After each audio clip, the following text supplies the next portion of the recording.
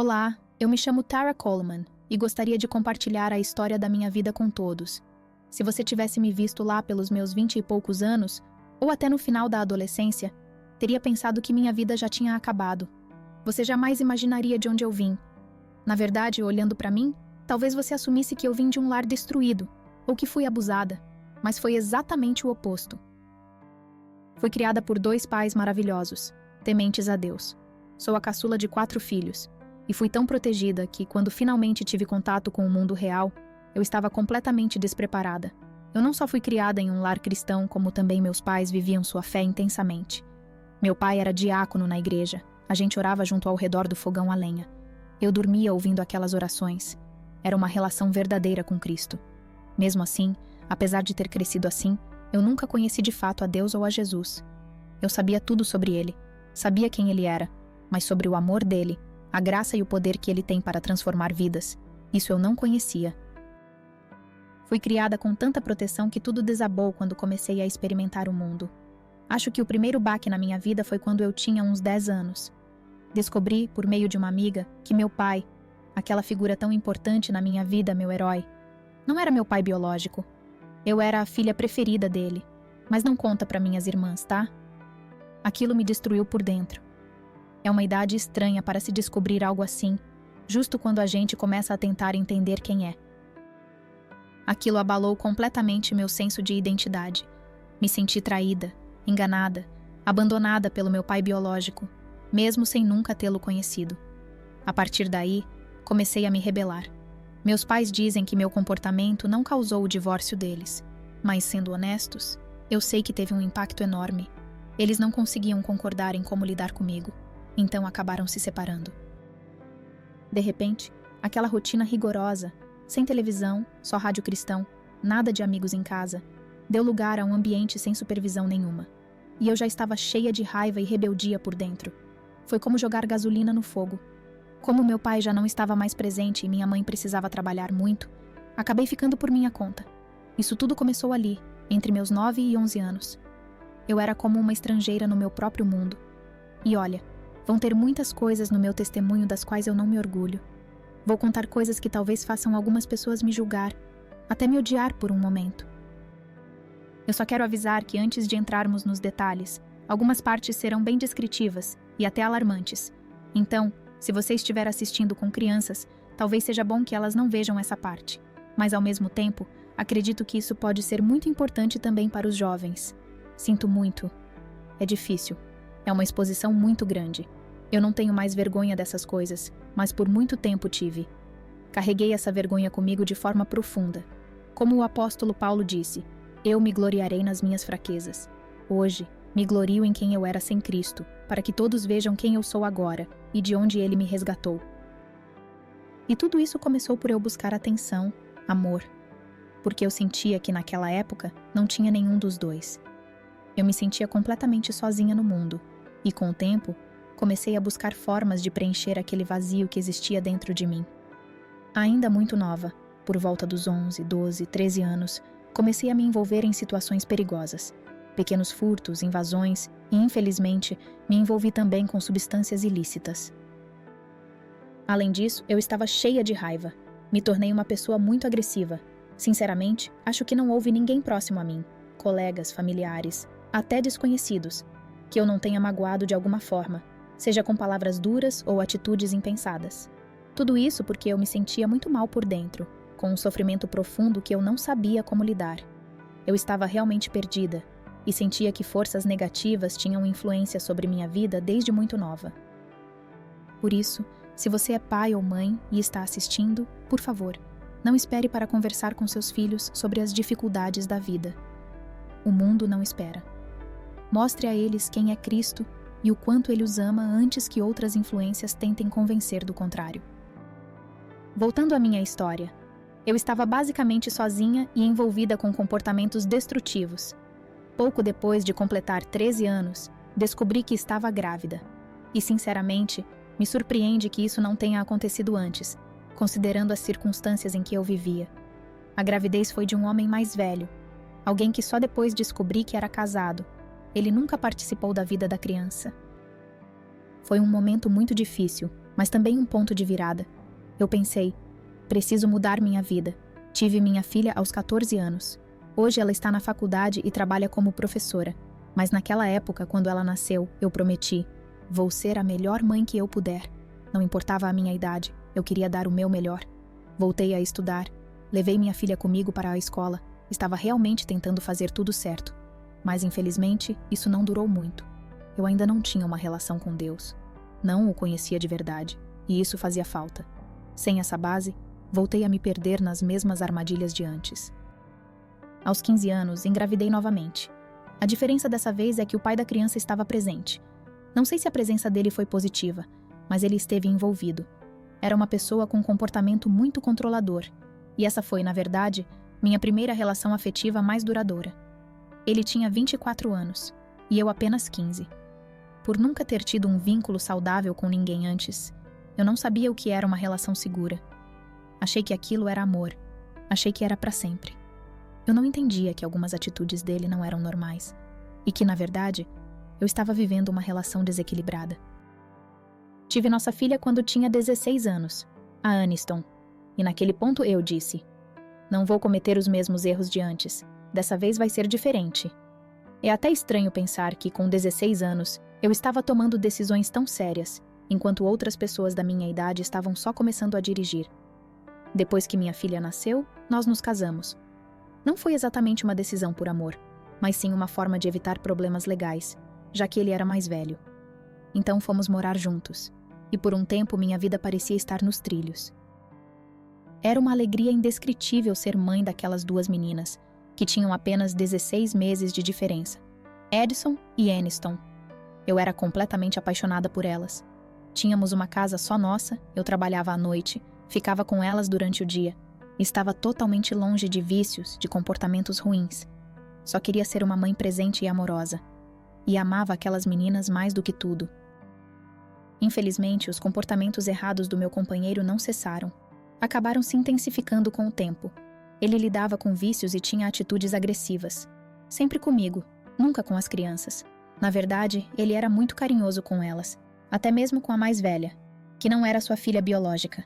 As tratava com bastante afeto. Até que, certa noite, a situação ficou insustentável. Decidi procurar ajuda e ele foi preso. Com ele fora de casa, eu não consegui mais arcar com as despesas, e então me mudei para o interior, para uma cidade menor. Levei minhas meninas comigo. Disse a mim mesma, vou dar conta disso sozinha, com a ajuda da minha mãe. Então, meu plano era tirá-las daquela situação. Eu estava com muito medo, sinceramente. Não estou exagerando. Eu temia pela minha vida. Tinha medo de que minhas filhas crescessem sem a mãe. E por mais que ainda tivesse sentimentos por ele, eu disse a mim mesma, vou fazer esse sacrifício. Preciso ir embora. E fui. Ele saiu da prisão pouco antes do Dia dos Pais. Eu já tinha me mudado com as meninas para uma cidade do interior. Assim que saiu, ele me ligou.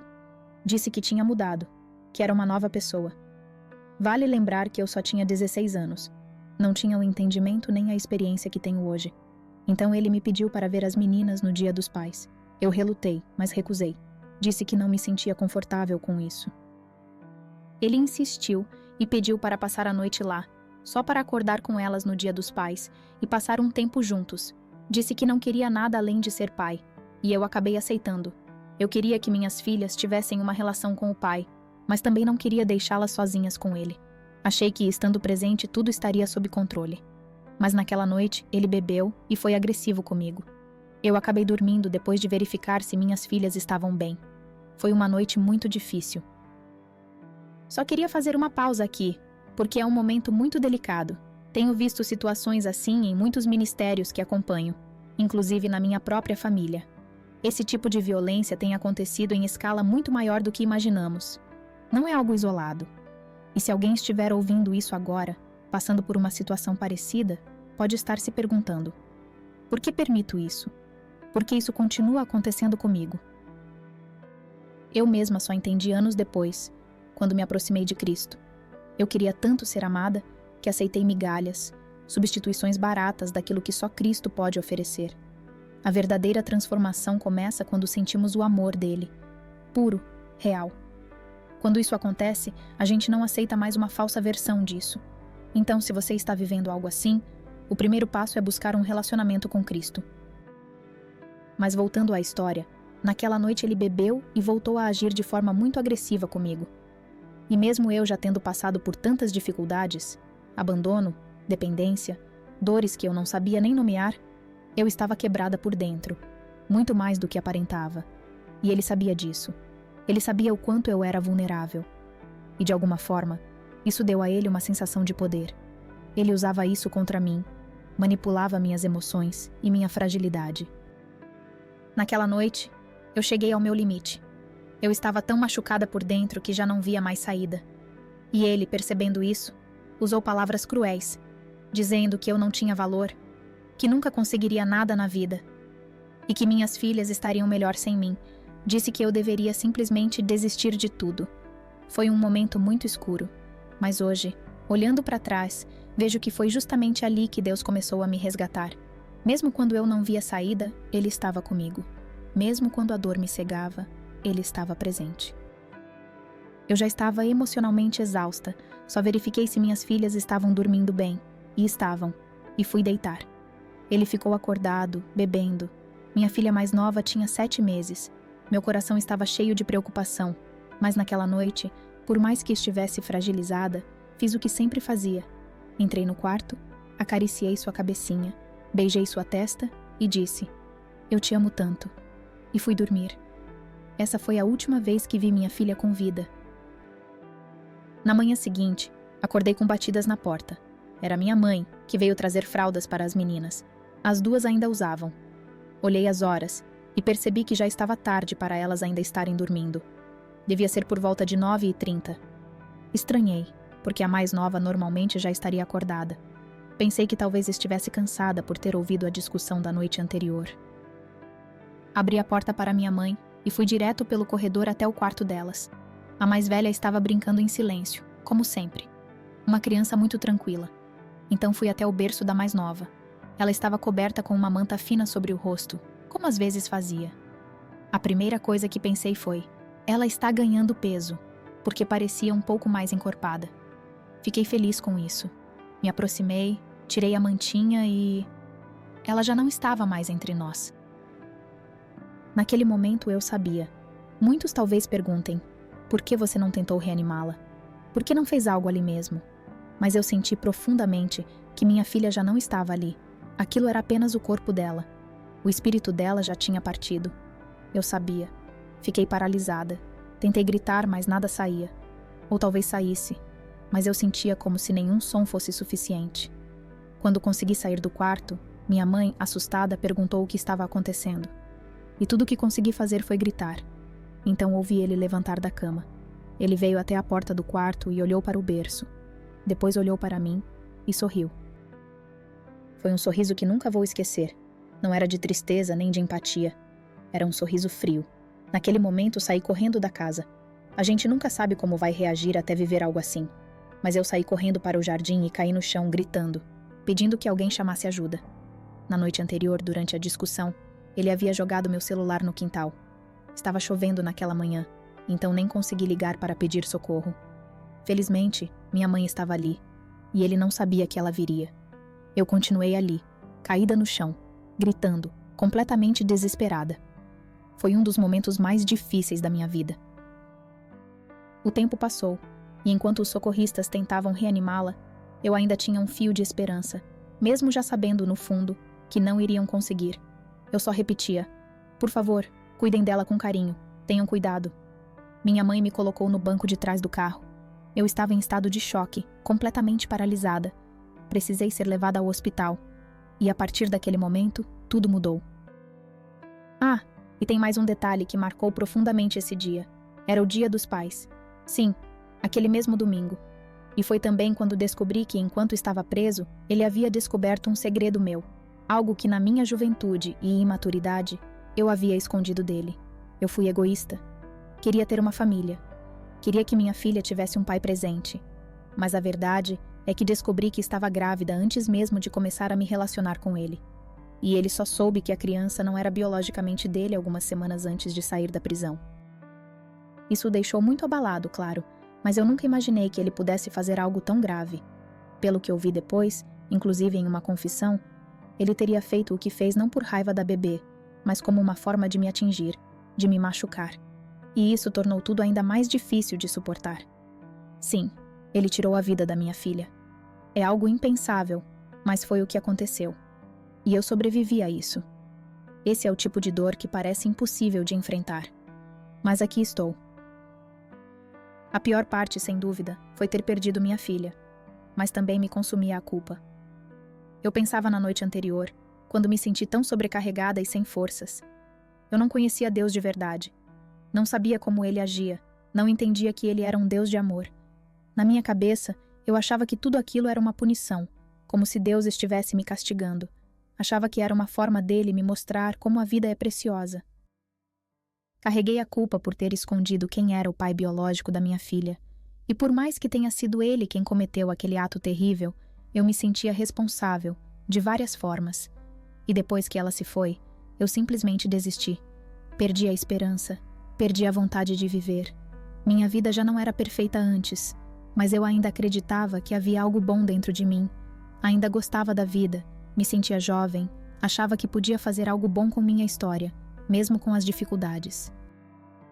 Mas quando algo assim acontece, e você não tem onde se apoiar, quando não tem consolo, não tem relacionamento com Cristo, não tem paz, nem compreensão do porquê das coisas, você se sente completamente vulnerável. Fica mais suscetível à dor, à culpa, à tristeza profunda, a se entregar a coisas que só te afundam mais. Pouco tempo depois da morte da minha filha, fui com minha irmã mais nova a um culto. Estava completamente tomada pelo luto. Fui até o altar e disse: "Quero entregar minha vida a Deus." Eu sabia que precisava da salvação. E o pastor, com muita sinceridade, me perguntou: "Por que você está aqui?" E eu respondi: "Porque quero ver minha filha de novo." Ele então disse: "Filha, não é assim que funciona. Não se trata apenas de aceitar Cristo da boca para fora. Precisa ser verdadeiro. Precisa vir do coração." E eu sabia que naquele momento minha motivação era apenas a dor. Não era uma entrega verdadeira. Por isso, mesmo depois daquele culto, me sentia ainda mais perdida. Talvez mais perdida do que antes. Você pode pensar que a perda de um filho te faria se aproximar ainda mais do outro que ficou. Mas no meu caso não foi assim. Eu simplesmente não conseguia mais me conectar. Não tinha mais forças. Minha filha mais velha passou a ser cuidada principalmente pelos meus avós. Eles assumiram o papel de criá-la, enquanto eu me distanciava, emocionalmente e espiritualmente. Eu estava ali, mas não presente. Não fui a mãe que ela precisava. Voltei imediatamente para tudo aquilo de que havia tentado me afastar. Vícios, relacionamentos vazios, escolhas destrutivas. Eu estava completamente apática, sem esperança nenhuma para o futuro. Entrei em outro relacionamento. Não era abusivo, mas também não era saudável. Era um ciclo sem saída. Acabei engravidando novamente. Aniston, minha filha, faleceu quando eu tinha apenas 16 anos. Tive meu filho, que hoje tem 14 anos, quando eu tinha 18. Mas eu não conseguia criar um vínculo com ele. Tinha muito medo de me apegar, medo de amar e sofrer uma nova perda. Sinceramente, acho que só consegui segurá-lo com naturalidade depois que ele passou da idade em que a Ana faleceu. Eu não estava emocionalmente em condições de ser mãe. Não estava mesmo. Com o passar do tempo, muitas coisas aconteceram com o pai do meu filho. Ele acabou se envolvendo em situações muito erradas. Apesar de não ter sido agressivo fisicamente comigo, o comportamento dele era abusivo. No meu aniversário de 20 anos, ele desapareceu. No dia seguinte, voltou com uma situação gravíssima envolvendo uma adolescente desacordada na parte de trás do caminhão. Liguei para a polícia, ele foi preso e ficou um bom tempo afastado. Foi mais ou menos nessa época que minha vida desmoronou de vez. Tinha uns 19 ou 20 anos quando comecei a usar meta. Depois disso, voltei para a Flórida com meus filhos, mas as coisas estavam péssimas. Eu não tinha como sustentá-los. Houve dias em que eu não tinha nem o que dar de comer a eles. Estava completamente perdida. Ao retornar para a Flórida, não tinha onde morar. Fiquei com minha irmã, num apartamento pequeno, com minha filha e meu filho pequeno, muito agitados e sem nenhum recurso. Nunca tinha tido um emprego fixo. Tudo que eu tinha era um coração partido e muitos traumas não resolvidos. Foi então que conheci um homem que havia acabado de sair da prisão depois de cumprir 30 anos. Ele disse que podia me ajudar. Na verdade, ele vendia substâncias ilícitas, e como não podia mais frequentar certos lugares, me convenceu a ir em seu lugar. Me ofereceu dinheiro, e eu, desesperada, aceitei. Isso me levou a um ambiente extremamente negativo. Passei a vender e usar substâncias. Me tratava de forma completamente autodestrutiva. Achava que aquilo era uma forma de assumir o controle da minha vida, mas na verdade, só me afundava mais. Eu tinha dinheiro, cuidava da minha mãe, da minha irmã, dos meus filhos. Tinha mais recursos do que jamais imaginei, e mesmo assim, me sentia vazia por dentro. Aquilo me ensinou que o problema nunca foi a falta de dinheiro. Eu estava cercada de tudo que achava que precisava: juventude, beleza, poder aquisitivo. Mas ainda assim, um buraco enorme continuava dentro de mim. Minha vida se tornou uma sequência de excessos, de substância em substância, de relacionamento em relacionamento, de prisão em prisão. Fiz muitas escolhas erradas, muitas das quais me arrependo profundamente. Durante esse período, enquanto trabalhava em um meio bastante exposto, fui abordada por um homem que prometeu me levar para Orlando, dizendo que eu faria sucesso em eventos e festas privadas. Eu tinha 21 anos, e mesmo me achando esperta, acabei caindo numa armadilha. Não gosto de entrar em detalhes, mas acabei sendo mantida contra minha vontade e usada de forma que me destruiu por dentro. Consegui fugir, mas voltei ainda mais quebrada. Me afundei mais nas substâncias. Foi um ciclo pesado, sem controle. Depois de um tempo, conheci outra pessoa e tentei colocar a vida nos trilhos. Tive outro filho, que hoje tem 8 anos. Mais tarde, descobri que estava grávida de gêmeos, meninos. A princípio, considerei entregá-los para adoção, mas quando soube que eram gêmeos, decidi que não conseguiria abrir mão deles. Isso mexeu comigo porque durante minha juventude, quando estava envolvida com o mundo da dança e com tudo aquilo, passei por uma situação difícil. Uma gestação gemelar de meninas que terminou de forma que me trouxe muita dor. Guardei isso por anos em silêncio. Lutei muito contra a culpa. 6 anos depois, numa noite em que estava completamente quebrada emocionalmente, me ajoelhei e orei a Deus com toda sinceridade. Pedi perdão, de verdade. Pedi que Ele me perdoasse por ter tomado decisões com base no egoísmo, por pensar só em mim, por achar que aquilo interromperia meus planos. Eu dizia: Deus, me perdoa, porque foi egoísmo. Meu corpo, minha escolha, mas foi egoísmo. Me perdoa. Pouco tempo depois dessa oração, descobri que estava grávida novamente, e mais uma vez de gêmeos. Quando soube, não tive dúvidas. Eu não abriria mão daqueles bebês. Estava sóbria, e entendi que eles eram um presente de Deus, um sinal de que Ele me perdoava. Eu os mantive. Jacob e Jonah. Hoje eles têm 5 anos. Mas quando os gêmeos ainda eram bebês, tive uma recaída. Voltei para as substâncias pesadas. No começo, tentei me convencer de que era só para me manter acordada e dar conta da rotina, mas como acontece com qualquer vício, aquilo me dominou de novo. A gente mente para si mesma dizendo que está no controle, até que de repente tudo desmorona outra vez. E dessa vez, alguém próximo me flagrou em um momento em que eu estava usando. E isso teve consequências. Eu convenci ele a usar comigo, algo que ele nunca tinha feito antes, e sem perceber, acabei contribuindo para a destruição dele. Até hoje é muito difícil me perdoar por isso. Ele seguiu o mesmo caminho, e parece que ainda está preso nesse ciclo, mesmo 5 ou 6 anos depois. Tudo começou com medicamentos mais leves, depois evoluiu para substâncias mais pesadas. Já no meu caso, a substância que mais me dominou foi a meta. Aquela foi a que me prendeu de verdade. E naquela época ninguém podia me dizer nada. Eu achava que não estava machucando ninguém, mas estava, sim. Depois que ele entrou nesse mundo também, tudo desmoronou. Perdemos tudo. E foi mais ou menos nesse período que um dia, em casa, vi meus filhos gêmeos brincando na sala. Eles tinham 16 meses. Do nada, meu filho Jacob simplesmente caiu no chão. Começou a ter convulsões. Suas pupilas dilataram rapidamente. Ficou inconsciente e parou de respirar por instantes. Foi assustador. Ele ficou internado por muito tempo na UTI. E eu, ainda dependente, recebi o diagnóstico. O problema não tinha sido febre, nem um episódio isolado. Descobri que ele tem uma condição neurológica chamada displasia cortical focal, além de um distúrbio raro conhecido como síndrome de Lennox-Gastaut, que causa múltiplos tipos de convulsões, resistência a medicamentos e atraso no desenvolvimento. Ver meu filho passando por isso, totalmente vulnerável, sem que eu pudesse ajudar, foi devastador. Os médicos me disseram que ele não teria o desenvolvimento típico. E aquilo me destruiu. Eu sempre o via como meu menino alegre e saudável. E de repente tudo mudou. E o pai dele... Naquela época eu já estava emocionalmente no limite. Agora, com esse novo diagnóstico, tudo ficou ainda mais pesado. Eu precisei aprender a prestar socorro com frequência, aplicar manobras de reanimação. Já tinha perdido uma filha, e agora me via tendo que salvar a vida de outro filho. Eu estava emocionalmente destruída. Foi um dos momentos mais difíceis da minha vida. E, por mais que pareça que isso seria suficiente para me fazer mudar, não foi. Continuei tentando cuidar fisicamente dos meus filhos, mas emocionalmente eu afundei ainda mais. Mergulhei no uso das substâncias de novo. A essa altura, eu não era mais eu. Não estava mais no controle de nada. A dependência se tornou meu centro. Desde os meus 10 anos, minha vida foi marcada por algum tipo de vício. Só mudavam as substâncias. Usava uma para tentar parar com a outra. Coca para parar de beber, depois heroína para sair da coca, ansiolíticos para segurar a abstinência. E assim por diante. Um ciclo sem fim.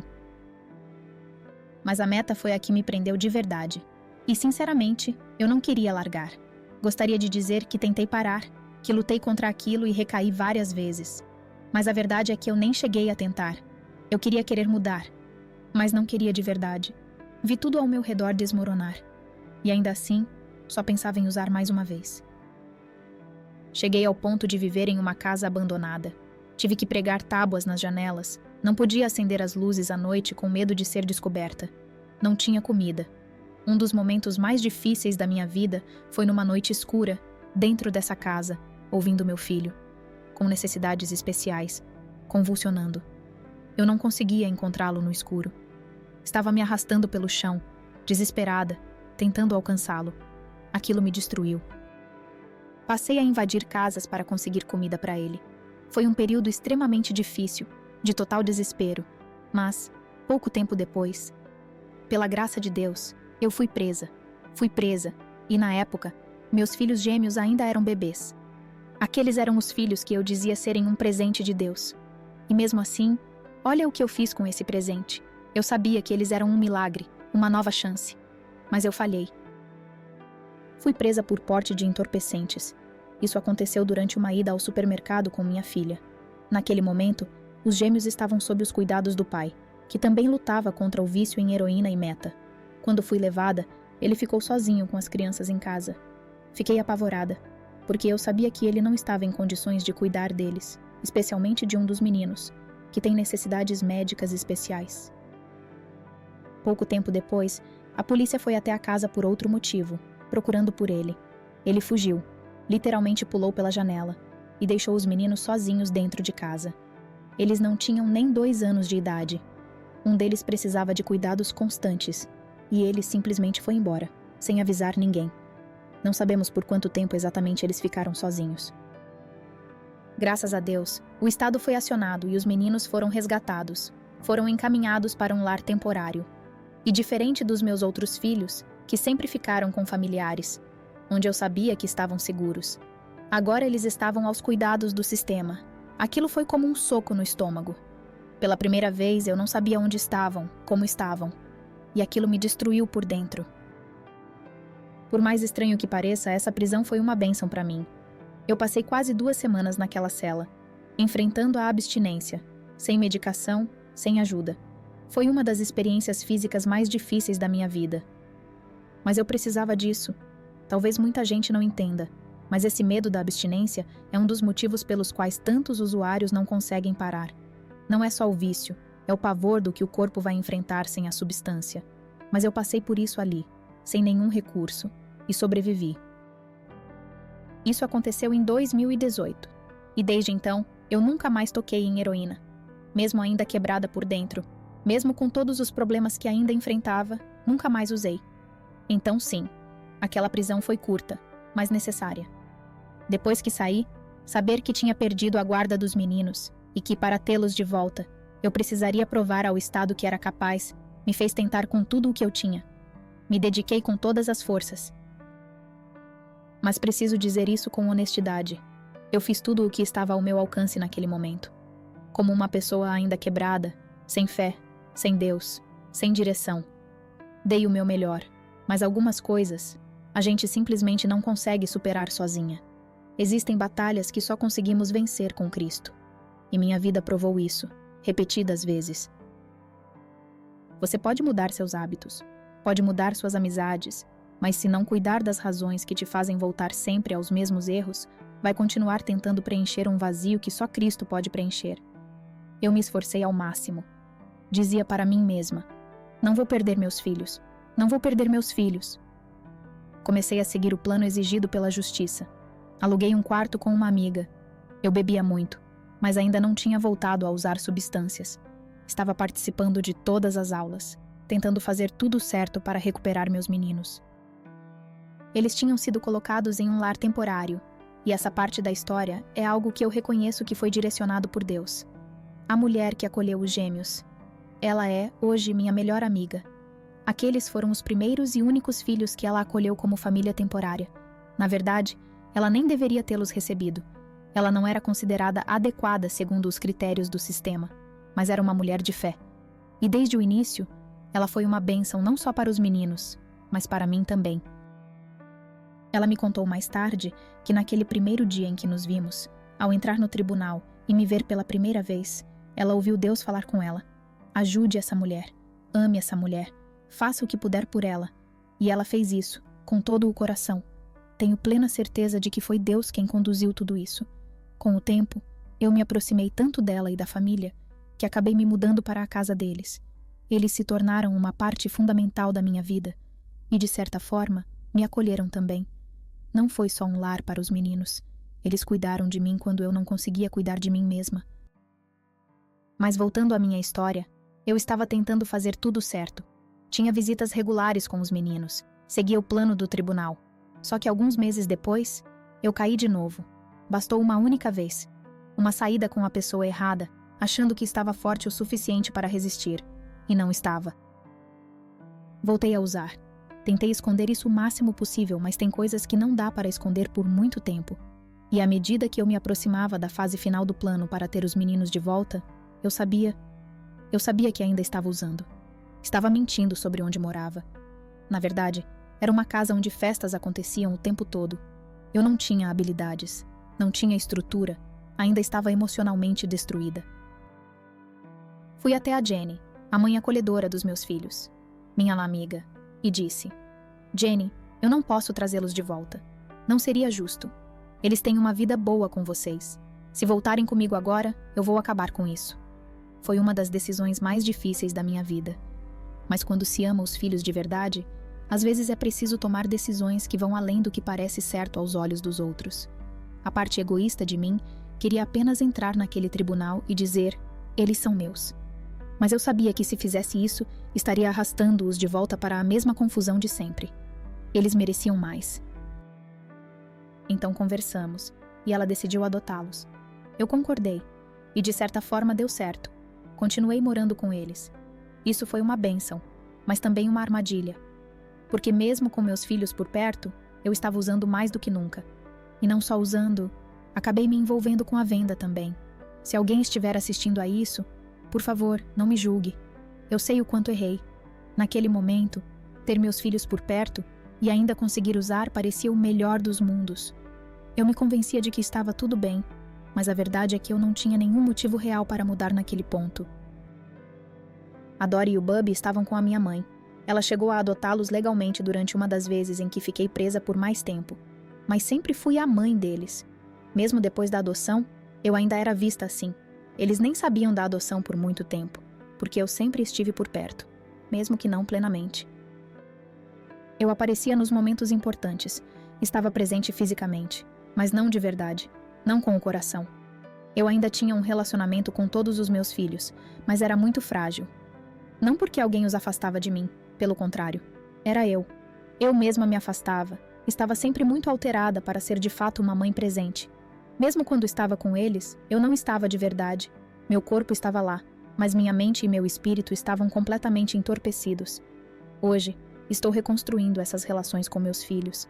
Estamos lidando com muita coisa juntos. Tem sido um processo, mas está funcionando. Estamos avançando, pouco a pouco. Bom, vou avançar um pouco na história para chegar direto à minha experiência. Algumas semanas antes, talvez pouco mais de um mês, lembro de estar no quintal de casa. Não sei por que lembro tão claramente desse momento, mas acredito que seja porque ele tem importância. Eu olhava para o céu e pela primeira vez me questionei. E se Deus nem existir? E se tudo isso for apenas uma história criada para que as pessoas não entrem em pânico quando perdem alguém? Algo para que a gente tenha uma falsa esperança de vida após a morte? Naquele instante, fui completamente interrompida por uma lembrança da infância. Quando eu tinha 7 anos, tive um encontro angelical.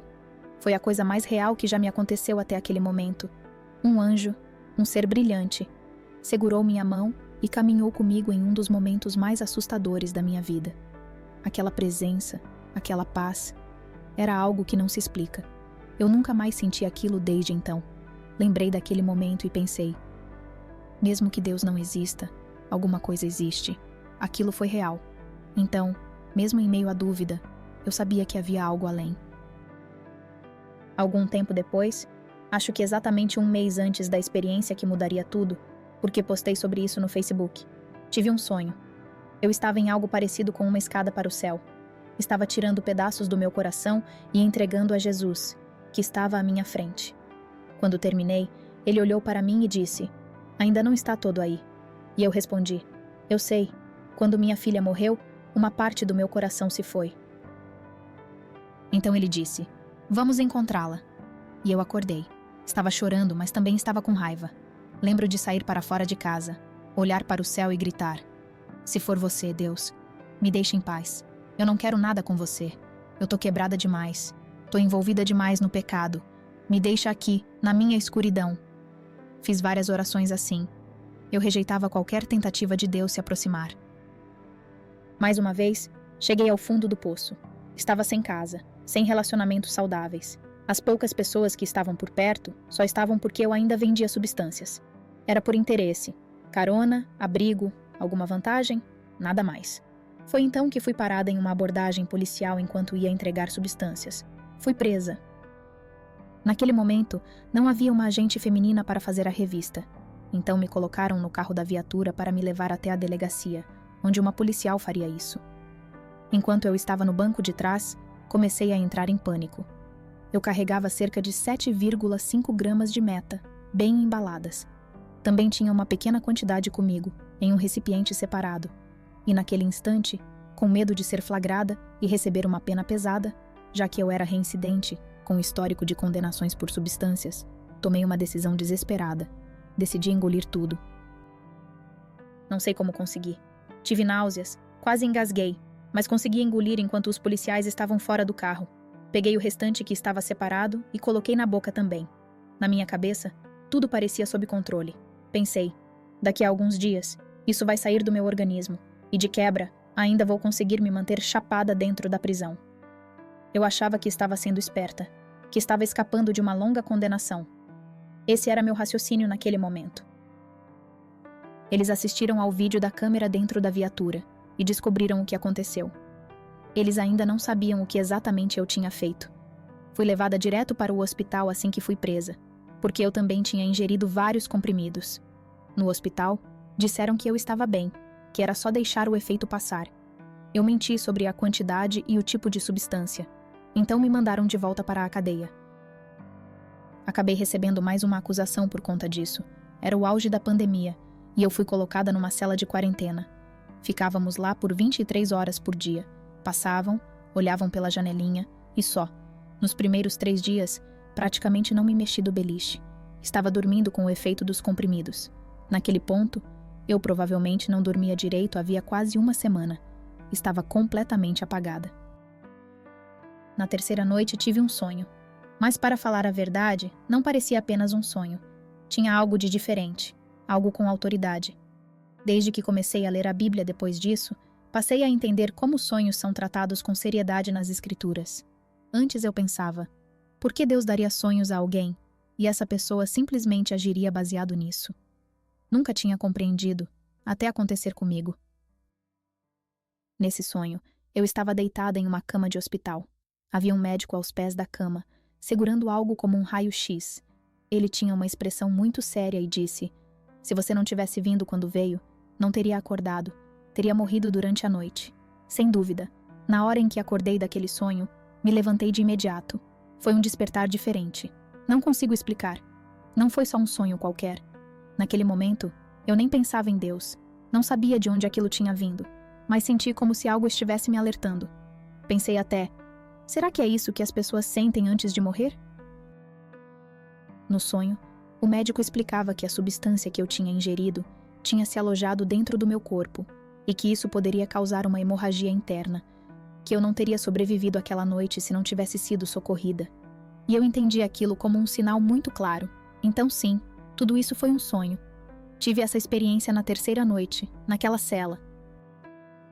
Quando acordei, não houve hesitação, nem dúvidas. Só pensei: eu vou morrer. Era como se um cronômetro tivesse sido acionado. Eu sentia que o tempo estava correndo, que era uma situação urgente. Mas estava presa. Como pedir ajuda? Quem já passou por isso sabe. No sistema você preenche formulários e pode levar meses até ser atendido. Pensei: como vou conseguir ajuda antes de morrer aqui dentro? Comecei a bater na porta da cela com força, insistentemente, até que um agente veio. Fingi que não conseguia respirar. Simulei um ataque cardíaco. Qualquer coisa que me tirasse dali. Precisava de ajuda.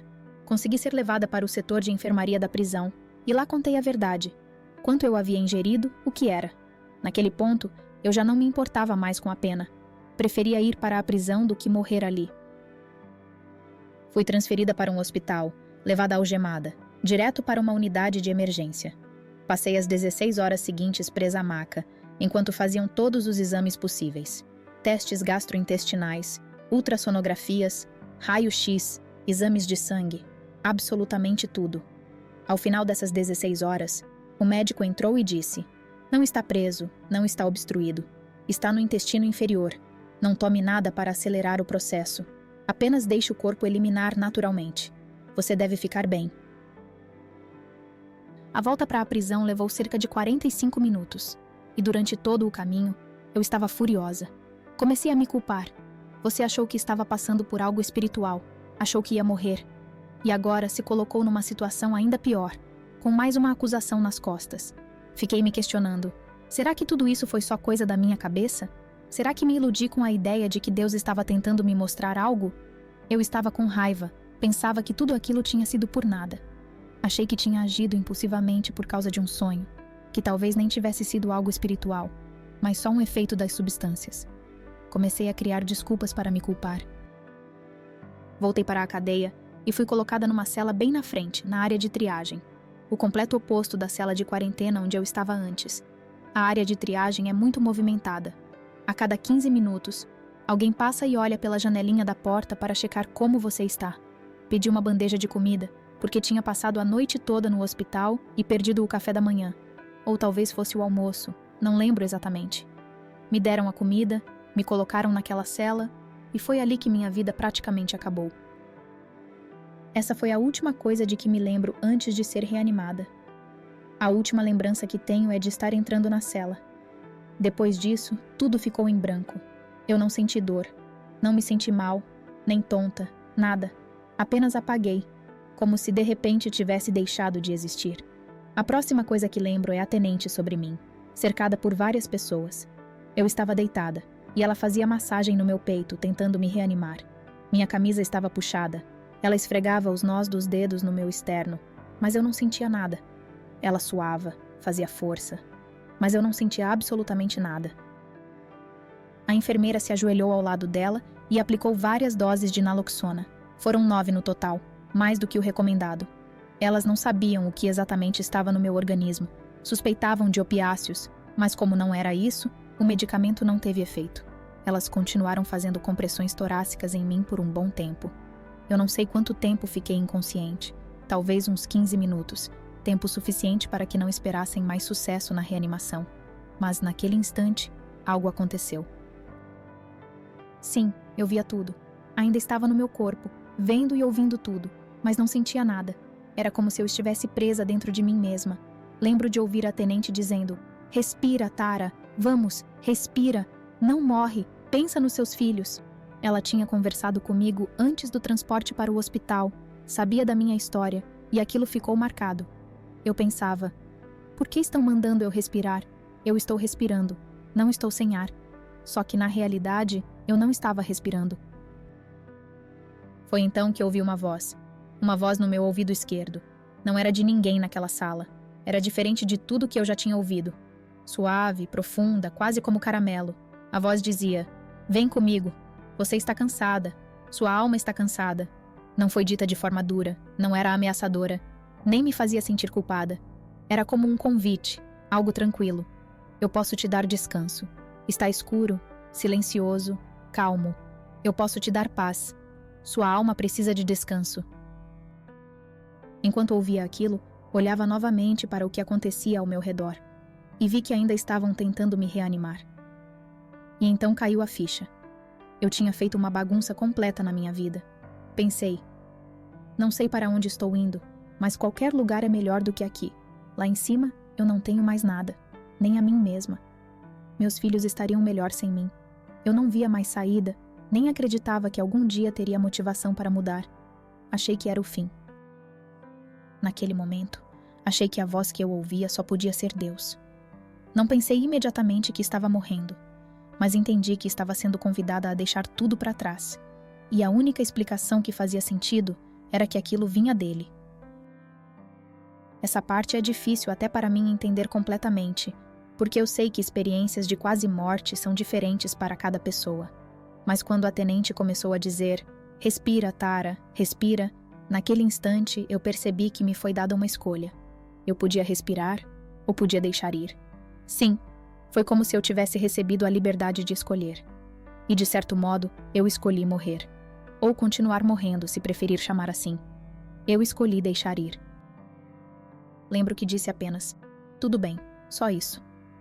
E no momento em que tomei essa decisão internamente, a cena acima de mim começou a se afastar, cada vez mais. Era como se eu estivesse afundando. Eu não estava flutuando no teto nem olhando meu corpo de cima. Eu estava caindo, como se estivesse mergulhando cada vez mais fundo dentro de mim mesma. Quando mal conseguia ver a cena acima, vi a tenente se levantar, tirar as luvas pretas, enrolá-las e balançar a cabeça, dizendo, ela se foi. Aquele foi o momento em que, como costumo dizer, comecei a morrer, ou como prefiro chamar, comecei a soltar. O motivo pelo qual relutei tanto em compartilhar essa experiência é porque ela é muito diferente das que ouvi de outras pessoas. Eu não sabia como interpretar aquilo, mas entendo agora que cada experiência é única. E a minha aconteceu daquele jeito por um motivo. No instante seguinte, eu estava de volta à cela. E o mais curioso, não lembrava de nada do que havia acabado de acontecer. Nenhuma memória da reanimação, da voz, da escolha de deixar ir. Era como se uma página tivesse sido arrancada do livro da minha vida. Para mim, parecia que eu tinha acabado de voltar do hospital, como se nada tivesse acontecido. E foi por isso que durante muito tempo, eu nem sabia que havia morrido. A transição foi tão suave, tão natural, que não percebi. Não houve dor, não houve sofrimento, nada. A única coisa que notei de diferente foi como eu me sentia fisicamente. Ótima, pensei. O que fizeram comigo no hospital? Estou me sentindo bem demais. Mas então comecei a chamar, a pedir coisas básicas, como seria comum em uma cadeia.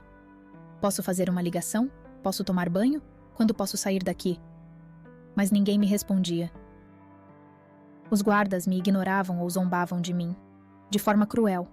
Era como se a única coisa que os impedia de chegar até mim fosse a porta da cela. Eu era ignorada. Era como se minha voz não existisse. O tempo passava. Literalmente parecia uma eternidade. Lembro de estar caída no chão da cela, como se estivesse presa ali, como se tivesse correntes invisíveis me segurando. Eu gritava, vocês não podem fazer isso comigo! E percebia que o tempo estava mesmo passando.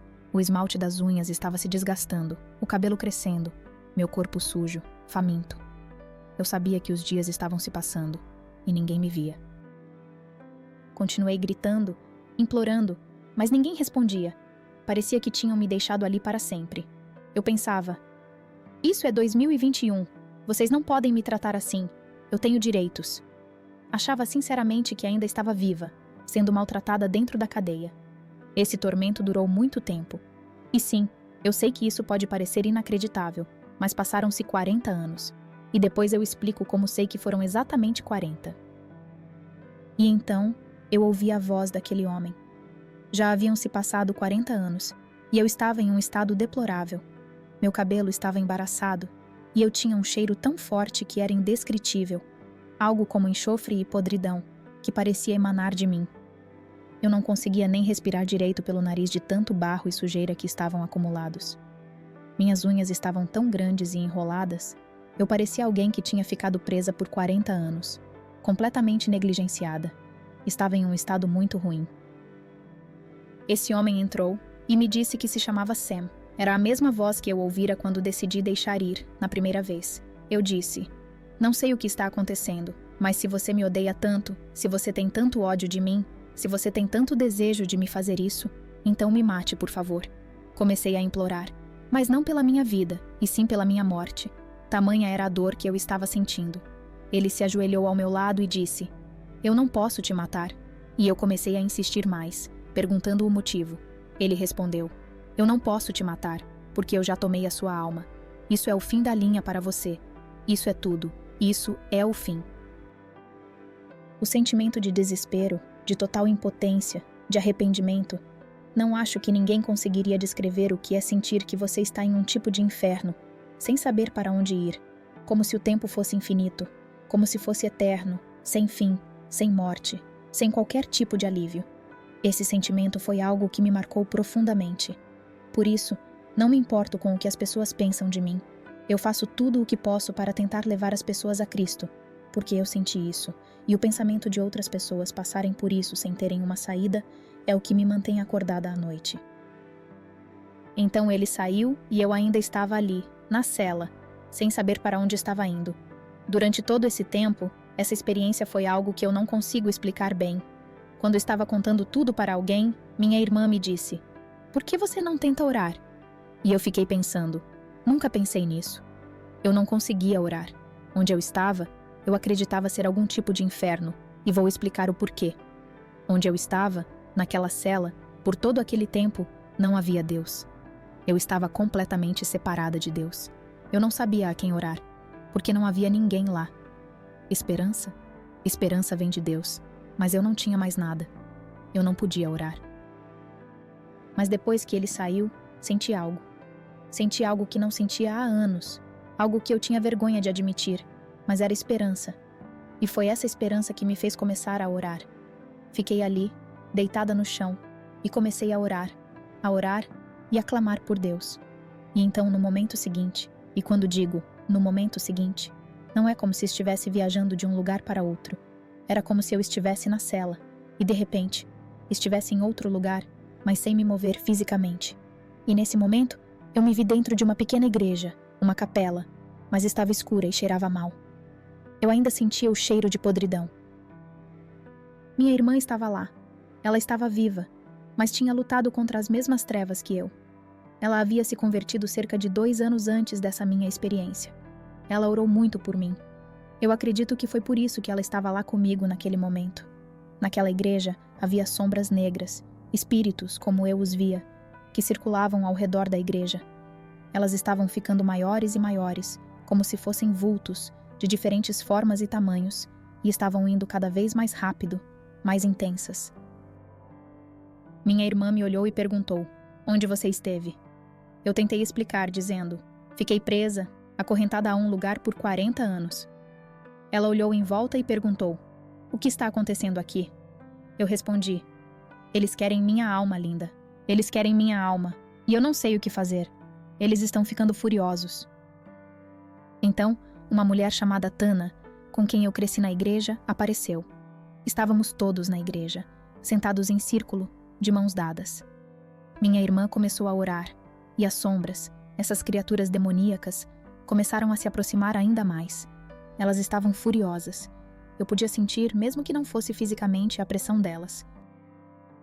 Essas sombras estavam atravessando meu corpo, como se estivessem correndo direto por mim, sem fazer contato físico, mas eu sentia como se elas passassem por dentro de mim.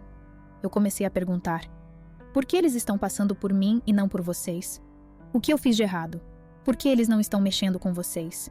Eu estava apavorada, e minha irmã, embora estivesse preocupada, não parecia com medo. Ela disse: "Aguenta aí." Então, ela e a outra garota ficaram de mãos dadas e começaram a orar. E novamente, aqueles espíritos impuros, ou o que quer que fossem, começaram a correr em círculos, passando direto por mim. Cada vez que passavam por mim, eu recuava um pouco, como se fossem muito fortes. Ela e Tana estavam de mãos dadas, e sempre que as sombras se aproximavam delas, elas simplesmente não conseguiam atravessar, como se fosse concreto. Nada conseguia passar por elas. Eu estava tentando entender o que estava acontecendo e perguntei: por que eles estão passando por mim e não por vocês? Como é que quando vocês se unem, não conseguem ser tocadas?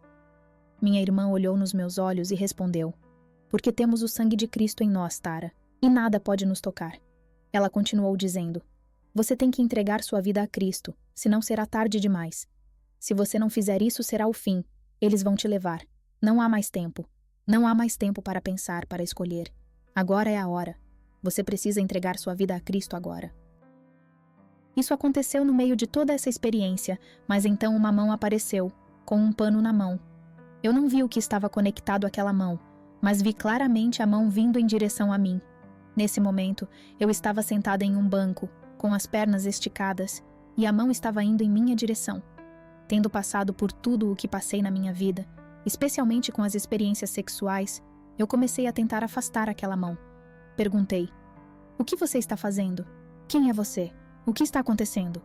Não vi nada além da mão e do pano. A mão se aproximou de mim e o pano deslizou, indo em direção a uma parte íntima do meu corpo. O pano começou a se encher com uma substância negra, e quando isso aconteceu, eu senti uma onda de sujeira saindo de mim. Começou da minha cabeça e foi descendo por todo o meu corpo. Senti como se toda a impureza fosse embora, como se estivesse me purificando. Não era uma sensação de estar limpo como depois de um banho. Era como se estivesse sendo purificada de uma forma que nunca tinha experimentado antes. Como se, de repente, eu fosse uma pessoa completamente nova. Como se nunca tivesse feito nada de ruim na vida. E o cheiro horrível que me acompanhou por todos esses anos começou a desaparecer. Enquanto isso acontecia, senti algo muito profundo. Não foi como se ele estivesse me julgando ou me condenando. Não era um "você merece isso" ou "olha o que você fez". Era quase como se ele sentisse pena de mim, como se dissesse: olha o que ela fez com a própria vida. Era compaixão. Ele me fez sentir que, embora as escolhas tivessem sido minhas, eu estava sendo tratada como uma vítima. Era um tipo de compaixão que eu não sabia que existia. Quando o braço e o pano desapareceram, eu me senti limpa. O cheiro horrível havia ido embora, mas os demônios, ou sombras, ou espíritos, como quer que eu os chame, ainda estavam lá. E estavam ficando cada vez mais fortes. Eu sentia meu cabelo se arrepiando, a pressão aumentando. Eu estava de volta a segurar as mãos de Tana e da minha irmã, e então olhei para minha irmã e disse: linda, é só a gente. O que vamos fazer? Como vou conseguir vencer isso? Como vou sair daqui? Era só nós três, e naquele momento, minha irmã olhou para trás e eu também olhei. Nas cadeiras da igreja, eu podia ver espíritos, ou o que quer que fossem.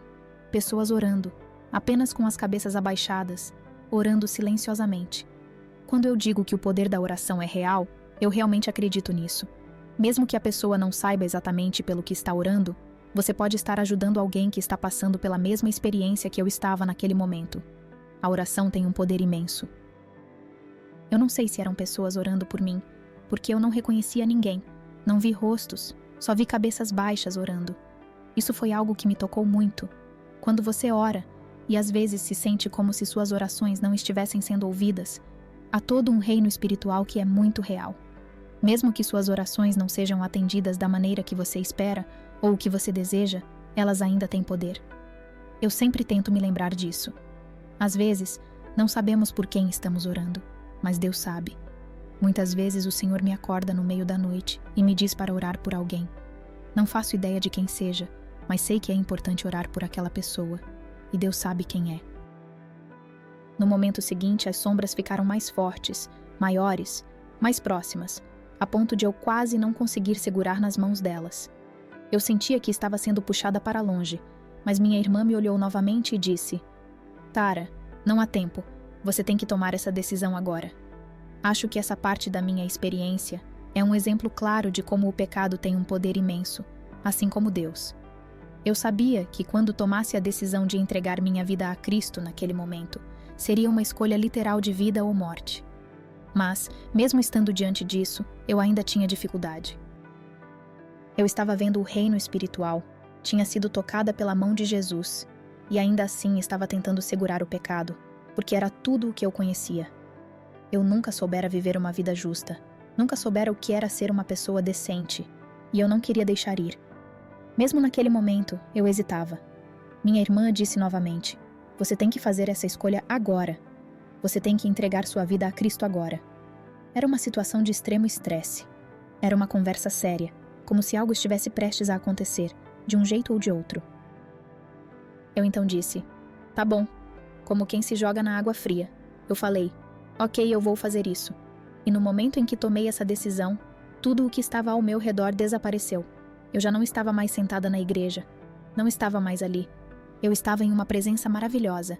E a melhor maneira de descrever isso não é nenhuma luz, porque era algo muito mais grandioso do que isso. Era como uma presença de amor, algo profundo e acolhedor. As palavras amor são comuns para descrever esse tipo de sensação, mas é difícil explicar, especialmente para quem nunca teve uma experiência de quase morte ou não sentiu o amor intenso de Deus.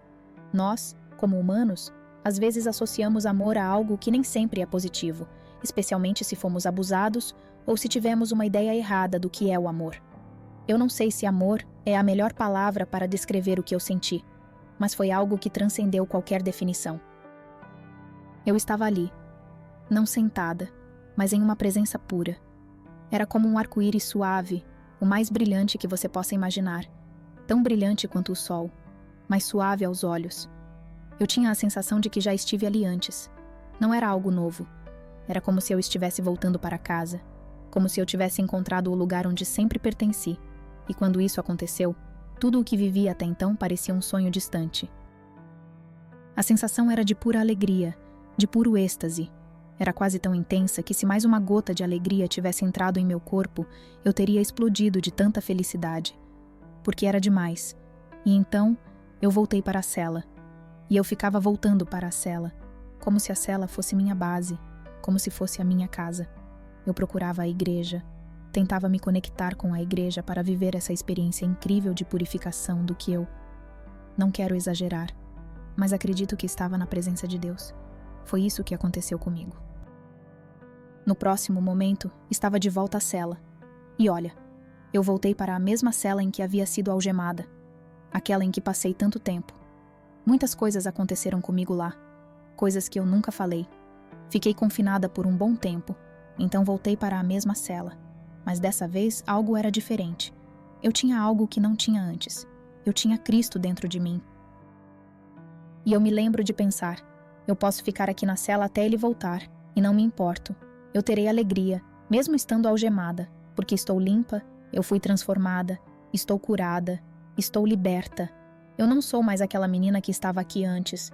Eu sou uma pessoa completamente nova. Eu consigo suportar isso. Não me importa se vou ficar aqui o resto da minha vida.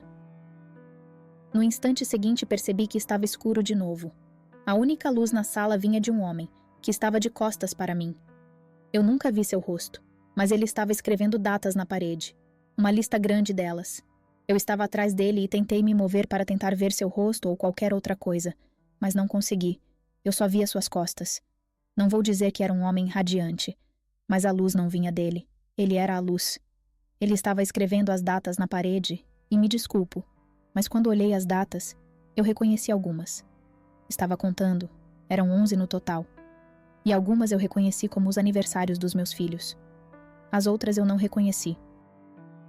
Eu não disse nada, mas ele começou a falar comigo, não com a boca, mas dentro de mim. Ele sabia o que eu estava pensando, e antes que eu pudesse terminar de pensar, ele já me dava a resposta. Eu estava pensando: o que são essas outras datas? E então ele começou a falar, mas não respondeu à minha pergunta. Ele disse algo que eu não entendi muito bem, mas acho que é importante contar, para a próxima parte da história fazer sentido. Ele disse: eu te procurei por anos. Eu procurei por você em todas as prisões que eu consegui encontrar, em todas as prisões que existiam. Eu te procurei e não te encontrei. Eu só soube que você estava viva, porque sempre recebia chamadas para ir pegar seus filhos. Eu sabia que você estava viva porque me chamavam para vir buscar seus filhos e levá-los para casa. E foi então que eu olhei de volta para as datas, e não eram só as datas dos meus filhos vivos. Havia também as datas dos filhos que eu perdi, filhos que estavam no meu ventre. Eram 11 datas, e ele me disse: eu continuava recebendo chamadas para vir buscar seus filhos e levá-los para casa, então eu sabia que você estava viva. Eu sabia que ainda havia esperança, e que eu continuaria a te procurar. E eu olhei de novo para as datas na parede, e uma delas brilhou mais do que as outras. Não foi porque eu me lembrei, mas porque aquilo estava sendo mostrado a mim. Foi o dia da retirada que fiz com as meninas. Nesse momento, senti como se meus braços se abrissem e eu pudesse sentir as duas, embora não as visse. Eu as sentia nos meus braços, como se as estivesse abraçando, com as cabecinhas no meu ombro. Eu podia senti-las, mas não podia vê-las. Perguntei: posso vê-las? E ele me respondeu: não, eu nunca dei a elas o sopro da vida. Você as verá em breve. As outras datas correspondiam a outras retiradas e até a algumas perdas espontâneas que eu nem sabia que tinha tido. Mas, pelo menos, eu soube que eles estiveram lá, mesmo que não tivesse consciência disso. E naquele momento, eu soube de alguma forma que, mesmo tendo feito aquela escolha egoísta, Deus me deu um presente maravilhoso, essas meninas gêmeas idênticas, algo que seria um sonho para muitas pessoas, e eu simplesmente joguei isso fora, como se dissesse: não, obrigada, por puro egoísmo. Mas mesmo assim, ele continuou me procurando, ele me perdoou, ele as amava, e elas ainda estariam esperando por mim, não se isso acontecer novamente, mas quando isso acontecer de novo. No próximo momento, eu estava de volta à cela. Eu sempre voltava para a cela, e havia uma poça no chão de pedra, formada pelas lágrimas que eu tinha derramado quando estava na presença dele. Acho que as lágrimas caíram e formaram aquela poça. Ele me pediu para olhar para ela, e quando eu olhei, eu pude ver uma cena começar a se desenrolar naquelas lágrimas. Não vou dizer que era um filme, porque era real, parecia que era em outro lugar, mas era como se fosse no tempo real. E então, eu olhei e vi algo tão belo que, se comparado com isso, as pinturas de Thomas Kinkade pareciam desenhos de jardim de infância. Era a cena mais linda e serena, cheia de paz, como se tudo estivesse vivo. Havia uma árvore enorme, e eu digo enorme, maior que a minha casa. E embaixo dessa árvore, eu vi todos esses anjos. Eram anjos, como aquele que havia caminhado comigo quando eu era criança. Eles estavam ali embaixo da árvore, com um riacho à sua frente, e estavam apenas se confraternizando. Era algo maravilhoso de se ver. Eu vi também um riacho subindo uma colina bem íngreme. Achei aquilo estranho, mas então percebi que ao lado do riacho havia pedras formando degraus, que subiam pela colina e saíam da cena, se afastando da poça. E antes mesmo de entender o que estava acontecendo, comecei a protestar, a gritar, a chorar, dizendo: não, não, não. Eu sabia naquele momento que eu estava prestes a ver minha filha, que eu tanto havia lamentado, pela qual eu havia sofrido tanto. Minha filha, cuja morte acabou me afastando tanto de Cristo, que cheguei a aceitar que iria para o inferno e pensei: vou lidar com isso quando chegar lá. Eu comecei a protestar e a gritar, dizendo: não sou digna, é demais, eu não mereço isso. Até hoje eu não sei por que protestei, mas era algo que me parecia grande demais. Um peso muito grande para carregar. E eu nunca contei isso para ninguém. Mas eu sempre tive o desejo no meu coração. Sempre quis saber como ela seria. Como ela teria ficado ao crescer. Todo ano eu pensava: será que ela ficaria parecida comigo? Eu até cheguei a procurar fotos de progressão de idade, porque eu só queria vê-la crescer. Ver como ela estaria agora. Então, enquanto olhava para a cena refletida na poça de lágrimas, algo incrível aconteceu. Eu comecei a ver, e juro que isso é verdade, uma jovem mulher se afastando da multidão. Ela estava subindo os degraus de pedra ao lado do riacho que subia a colina. Eu não consigo nem descrever a sensação de ver aquela cena. Eu estava distante, olhando de longe.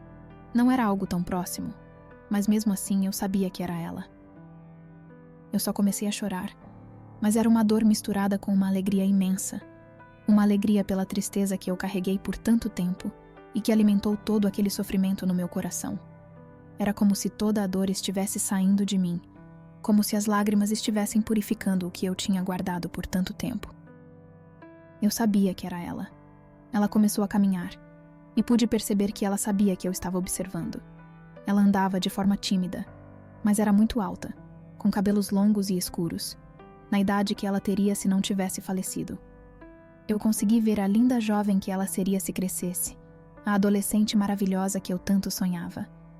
E eu me lembrei de pensar: nossa, lembra disso, Tara. Lembre disso para que você não tenha que tentar lembrar disso depois. Se Deus pode fazer isso, Ele não vai tirar essa memória de você. Ele pode fazer qualquer coisa. Ela chegou ao topo dos degraus de pedra, colocou uma mão de cada lado de um arco e se virou para me olhar. Ela sorriu. E, naquele momento, ela parecia com a minha mãe, com minhas irmãs, com a minha própria aparência, mas de uma forma linda. Eu a reconheci imediatamente. Como eu a reconheci, se não havia desde que era um bebê, mas eu soube na hora que era ela. E foi naquele momento, naquele exato momento, que eu realmente entendi, de forma clara, o quão poderoso Deus é. Eu percebi de verdade que se Ele pode fazer isso, Ele pode fazer qualquer coisa. Eu perguntei a Ele e disse: Juana pode me ouvir? Ela pode me ver? E Ele respondeu: não, mas ela sabe que você está aí. Eu perguntei: eu posso abraçá-la? E Ele disse: não, você ainda não está aí. Agora, quero voltar um pouco. Esse é quase o momento em que eu volto para cá. Então, antes de chegar nessa parte, tem algo que eu esqueci de contar. Eu voltei para a cela e estava em cima de um mapa, logo depois de ver a Ana e tudo mais. Estava em cima de um mapa e, embora eu não conseguisse ver Jesus ao meu lado, eu sabia que ele estava lá. Eu podia senti-lo. Nós nos comunicávamos. Olhando aquele mapa, eu percebi que havia vários caminhos, várias escolhas, mas o único caminho que eu estava vendo era o meu. Era como um mapa da minha vida, mas eu estava olhando para ele de trás para frente, como se estivesse no presente e olhando para o passado. Foi nesse momento que eu percebi: minha vida acabou. Senti que eu tinha tanto para consertar, mas minha vida estava no fim. Eu estava no final do caminho, e quase fiquei com raiva. Você pode imaginar? Primeiro, eu afastei a mão de Jesus, e depois tive a coragem de ficar brava com ele. Mas fiquei quase gritando: por que você esperou até agora? Por que você esperou até minha vida estar no fim para me mostrar que você é real, para me curar, me libertar, abrir meus olhos para que eu visse que tudo isso é real? Olhei para o caminho da minha vida, que pode até parecer uma coisa boba. Havia várias marcações, como se fossem taxinhas, ao longo desse caminho. Centenas delas, desde o início, desde o meu nascimento. E ali estavam, marcando os momentos mais importantes da minha vida. Eu me vi ali, em cada um desses momentos, quando você me rejeitou, quando eu me afastei de você. Não consigo nem explicar. E quando ele falou isso, eu olhei para cada uma das marcações. Quando digo que revivi os momentos, não é como se eu tivesse que revivê-los minuto a minuto.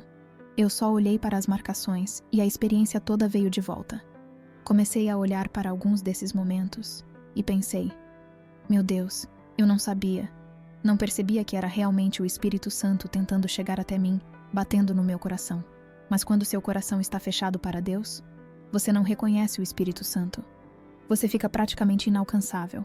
Você precisa chegar a um ponto de humildade, e eu ainda não tinha chegado lá. Havia centenas de marcações no mapa, e ele nunca desistiu de mim. Ele nunca desistiu. Agora, há algumas partes dessa experiência que não se encaixam muito bem em nenhum lugar. Vou dar um breve resumo das coisas que eu vi, do que me foi mostrado, do que experimentei e aprendi. Eu vi a mão de Jesus limpar centenas, milhares, centenas de milhares de almas, com um simples movimento da mão. Eu vi ele criar mares, criar tempestades e mares que destruíram nações. Vi-o criar a vida, desenhá-la e depois tirá-la. E enquanto eu vivia tudo isso, não era apenas uma observadora, como uma espectadora inocente. Eu entendia a sabedoria por trás de tudo, a razão por trás de tudo.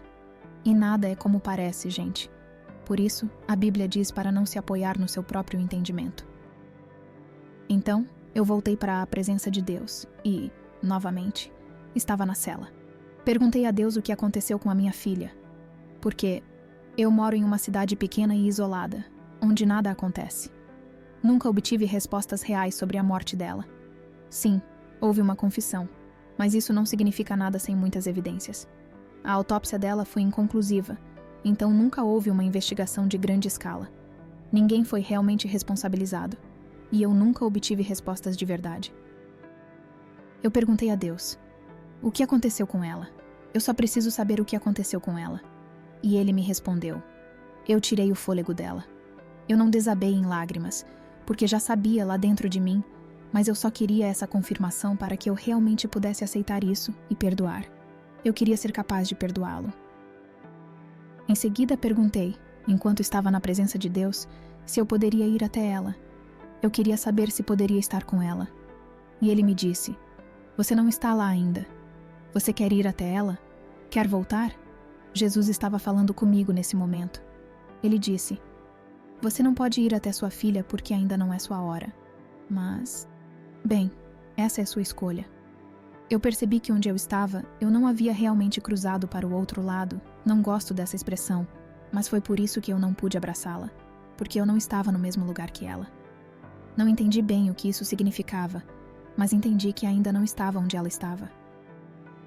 Ele me perguntou: você quer ir até ela? Quer voltar?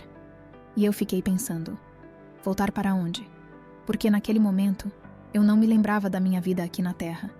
Definitivamente, não estava pensando nisso. Eu fiquei quase magoada, como se estivesse desapontada por não ter pensado nos meus outros filhos naquele momento. Eu não pensei em nada daqui, nada mesmo. E foi quando ele me disse uma coisa, e eu percebi. Eu pensei: meu Deus, tem tantas pessoas lá embaixo que nem acreditam que Deus existe. Tem tantas pessoas vivendo suas vidas que podem morrer amanhã e não têm ideia de que Jesus Cristo é real e que Ele é o único caminho. E naquele momento, eu soube que estava voltando. Não tinha mais essa dor. Eu tinha uma alegria agora. Tinha Jesus comigo.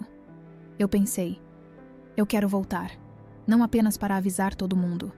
E aqui vem a parte louca disso tudo, e onde eu realmente percebo que é uma fé infantil. Nunca, nem por um segundo, pensei que eu viria até aqui para contar para todo mundo que era real, e que todo mundo seria salvo.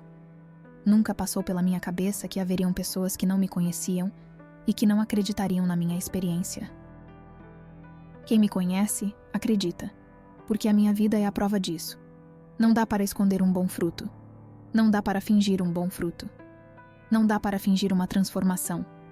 Então eu disse: sim, eu quero voltar. Eu quero contar para as pessoas. E no instante seguinte, Bem, antes disso, naquele momento em que eu disse: sim, eu quero voltar, que foi quando senti que não fui imediatamente até ela, ou talvez porque ele sabia que eu não ia até lá naquele dia. Quando eu disse: sim, quero voltar e contar, uma onda enorme de revelação me invadiu. Eu percebi que tudo o que eu tinha vivido na minha vida, todas as escolhas que fiz, até as más, tudo o que passei, todas aquelas vezes que estive sozinha no meu quarto, gritando, chorando, querendo morrer, achando que não havia mais esperança, todas as vezes que me senti abandonada por Deus, tudo o que eu vivi me trouxe até aquele momento, até a minha morte naquela cela, até aquela experiência, até poder voltar e contar para as pessoas sobre isso. E isso me fez sentir que tudo o que passei na vida, tudo o que me causou tanto sofrimento, fazia parte de um plano maior e que nada disso foi em vão. Isso realmente me ajudou muito desde então. Eu não me arrependo de nada. Eu sei que havia um plano e um propósito para a minha vida antes mesmo de eu nascer. O próximo momento foi como se eu estivesse em um sono anestésico, ou algo assim. Eu não conseguia ver, mal conseguia me mover, mas podia ouvir e sentir. Sentia que estava sendo carregada. Alguém estava atrás de mim, com os braços sob minhas axilas, me carregando para trás. Outra pessoa estava com cada uma das minhas pernas, me carregando. Eles conversavam, como se estivessem brincando, rindo, mas eu não conseguia entender o que estavam dizendo, até que, de repente, eles me levantaram e começaram a rir. E então um deles disse: "Não consigo entrar aí." Eu não sabia onde eu estava indo, e fiquei sem entender. Eles se reposicionaram, e agora não havia mais nada atrás de mim. E então, me colocaram em algo macio, como um tipo de almofada. Não sei exatamente como explicar, mas era algo bem confortável. No momento seguinte, senti uma camada úmida de dor me envolvendo, um desconforto físico intenso. Abri os olhos e percebi que tinha um lençol sobre o meu rosto. Eu estava em uma sala fria, com um guarda do lado de fora. Na verdade, tinham escrito Doa, morto na chegada, no meu braço, junto com várias anotações feitas com uma caneta marca-texto, provavelmente de todas as tentativas de ressuscitação. Eu não sei se eles precisavam disso, mas estavam lá, as marcas dos esforços para me reanimar, feitas até que os paramédicos chegassem. O mais chocante, porém, foi descobrir que eu não fui transportado em uma ambulância ou caminhão de bombeiros, mas sim em uma maca, e isso só me atingiu mais tarde, como algo muito forte. Muita coisa aconteceu desde que voltei. Eu arranquei o lençol do meu rosto e tentei gritar, mas minha boca estava tão seca, minha garganta tão ressecada, que não consegui. Quando o guarda me viu, o rosto dele ficou branco. Ele não disse nada, apenas correu. Porque, no fundo, ainda sou propriedade do Estado, morta ou viva. Havia um guarda em frente à sala fria do hospital onde eu estava. Não era exatamente um freezer, mas uma sala extremamente gelada. Então, você estava no necrotério? Os Renia perguntaram. Eu não sei. Como estava sob custódia, eles não ligavam para nada. Era muito difícil obter qualquer tipo de informação de alguém. Eu era apenas uma viciada, uma criminosa, e eles não se importavam com nada que eu dissesse. Não consegui nem descobrir quanto tempo eu havia ficado morta, o que aconteceu, como me encontraram. Ainda há coisas para as quais nunca tive respostas. Na verdade, depois que saí, entrei em contato com os hospitais, tentando ter registros, para entender o que aconteceu, porque ninguém me deu respostas. Eu fui desumanizada. Não havia ninguém vindo até mim, passando a mão na minha cabeça e dizendo: "Graças a Deus você está viva. Isso é um milagre." Não, era algo bem diferente. Era como se eu fosse apenas um número, nada mais. Mas, naquele momento, eu não me importava. Eu estava com a alegria de quem acabou de viver algo incrível. Não havia nada neste mundo que pudesse me derrubar naquele momento. Eu tomei a decisão de voltar, embora, na verdade, não tenha certeza se foi realmente minha escolha. Sinto que Deus já sabia o que ia acontecer. Ele tinha um plano para a minha vida. Eu acredito que o motivo, além de Deus ser cheio de graça e amor por todos nós, é que Ele me deu a vida de volta como uma prova. Não que as pessoas precisem acreditar no que aconteceu comigo. Sei que algumas não vão acreditar, e tudo bem. Mas um dia, elas vão acreditar. Todos vão acreditar, mais cedo ou mais tarde. E o testemunho de que este encontro com Jesus teve em minha vida é que, após essa experiência, eu passei a viver de uma maneira completamente diferente. Eu sou a pessoa que eu teria sido se não tivesse sido violada, abusada e caída. Eu realmente acho que sou melhor do que teria sido, caso nunca tivesse passado por tudo aquilo. Eu desenvolvi uma forte humildade, porque sei o que é estar no fundo do poço. Eu sei o que é isso. A compaixão e a humildade dentro de mim são imensas. Se eu tivesse apenas me formado na faculdade, casado virgem, tido uma família e vivido uma vida perfeita, acho que teria dado a graça de Deus como algo garantido. Não acho que eu estaria tão próxima de Deus como estou hoje, se não tivesse passado por tudo o que passei. Jesus não vitimiza as vítimas, não olha para elas e diz: "Você é uma vítima deste mundo, então vou te condenar ao inferno." Não, ele pega a vítima, ele conhece o coração de cada um, e sabe que, no fundo, eu ansiava por ele. Eu queria saber o que é o amor verdadeiro de um pai. Eu queria entender o que é o amor completo. E ele é esse amor. E ele sempre me chamou, sempre me implorou: "Venha até mim, sou eu quem pode te salvar. Sou eu quem pode te tirar de tudo isso." Ele nunca desistiu de mim. Sempre insistiu, repetidamente sem parar. Existe um momento que, não sei porquê, ficou marcado em minha memória. O primeiro momento que eu vi foi o casamento dos meus pais. Quando digo meus pais, quero dizer o homem que me criou, o bom homem cristão que me criou, que eu descobri que não era meu pai biológico. Era o casamento deles. E eu soube que, apesar de me sentir abandonada pelo meu verdadeiro pai, Aquele homem foi colocado na minha vida por Deus, como uma figura paterna. Ele realmente foi o líder da nossa família. Levou toda a família a Cristo. Mesmo sentindo que meu pai biológico não me queria, na verdade, foi Deus quem colocou esse homem na minha vida para me criar. Eu achei isso muito significativo. O segundo momento que eu vi foi quando eu tinha uns 19 anos. Eu estava profundamente viciada, vivendo uma vida rápida e vendendo substâncias. Eu estava em um carro que foi roubado. Na minha cabeça, eu ia até aquelas pessoas e ia explicar que não era eu, tentar limpar meu nome para que não viessem atrás de mim. Mas, obviamente, em um estado chapada, eu não estava pensando com clareza. Eu estava no estacionamento de um hotel, tinha 20 anos, pesava 36 quilos, tentando limpar meu nome, mas acabei sendo severamente agredida, tanto por homens quanto por mulheres. Eu quase perdi a vida ali. Eu realmente achei que ia morrer naquele momento. E do nada, o último homem que estava em cima de mim parou, e enquanto me batiam com uma pistola na cabeça, eu estava prestes a perder a consciência. Eu lembro de ter pedido mentalmente: Deus, me ajude. Eu não tinha uma conexão com Deus, mas mesmo assim eu pedi. E então, esse homem parou, me puxou pela mão e disse: se você quer viver, corra. Eu corri o melhor que pude, mesmo machucada. Corri por cerca de 3 quilômetros sem parar até chegar a um posto de gasolina. Eu estava exausta, só queria respirar. Eu não tinha dinheiro, não tinha celular, não tinha nada. Quando de repente vi um táxi estacionando. Na época, ainda existiam táxis. O motorista não foi até o posto de gasolina. Ele estacionou bem ao meu lado e veio até mim, como se estivesse ali para me ajudar. Eu disse: eu não pedi táxi, não tenho telefone. E ele respondeu: eu estou aqui para você. Vim até aqui para te ajudar. Eu fiquei confusa, pensando: o que ele está dizendo? Ele era um homem mais velho.